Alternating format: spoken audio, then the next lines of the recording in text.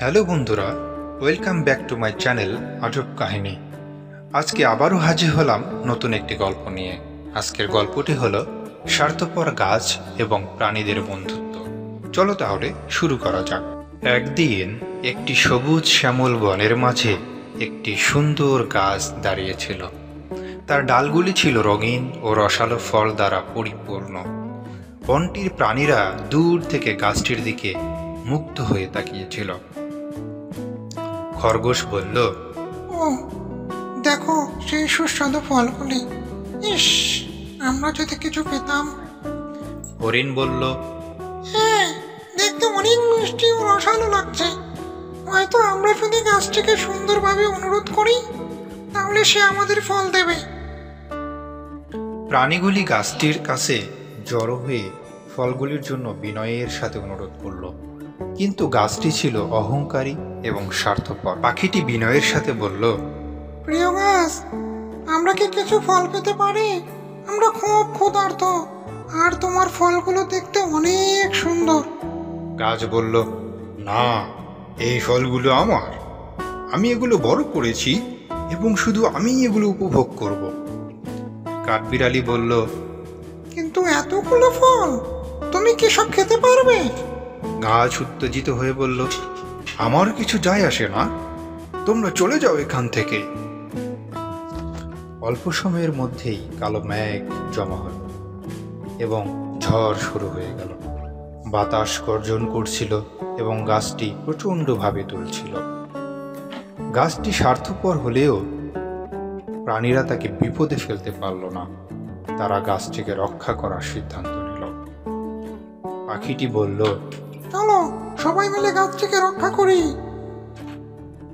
হরিণ বলল, আমরা আমাদের শরীর দিয়ে বাতাস ঠেকাবো। কাঠবিড়ালি বলল, চলো শিকড়গুলো ঢেকে দেই যাতে ক্ষতি না হয়। গাছটি অবাক হয়ে বলল, তোমরা আমাকে সাহায্য করছো? আমি তো তোমাদের ফল দিতে অস্বীকার করেছিলাম। ঝড় থামার পর গাছটি ক্লান্ত প্রাণীদের দিকে তাকিয়ে রইল, যারা তাকে রক্ষা করতে কঠোর পরিশ্রম করেছিল।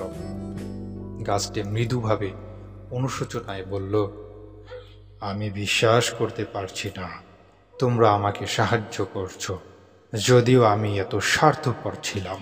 কিন্তু আমি সব ঠিক করতে চাই। দয়া করে যত ইচ্ছা ফল খাও। সেই দিন থেকে গাছটি তার ফল সকল প্রাণীদের সাথে ভাগাভাগি করত এবং বনটি শান্তিতে সমৃদ্ধ হল।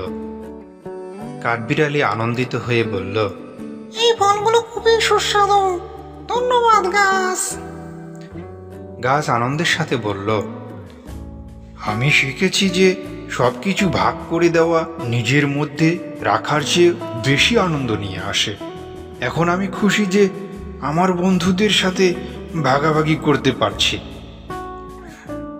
পাখি চঞ্চল হয়ে বলল, গাছের জন্য হর্রে, এখন আমরা সবাই বন্ধু। এভাবেই স্বার্থপর গাছটি ভাগাভাগির মূল্য শিখল এবং বনের প্রিয় অংশ হয়ে উঠল। প্রাণী এবং গাছটি সুখে শান্তিতে একসাথে বসবাস করল।